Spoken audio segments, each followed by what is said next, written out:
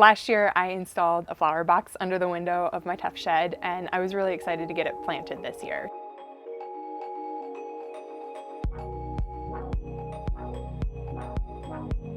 This is kind of our backdrop for our hangout space.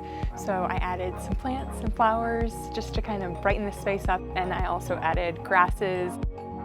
I wanted some grass that was taller and added some height to really soften that sidewall of the tough shed.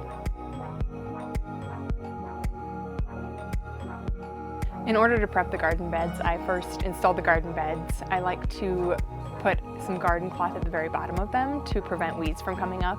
We had some branches that had fallen in our yard, so I was able to place those on top of some cardboard. And on top of all of that, I placed some leaves that we had left over from last fall. And I finished it off with some compost and some garden soil.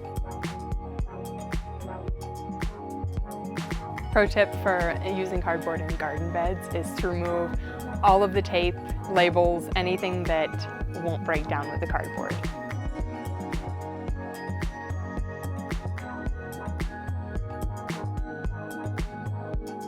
I took my son with me to the garden store to pick out some flowers.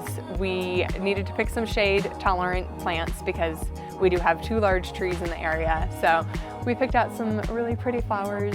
He was adamant on picking out the ones that we got.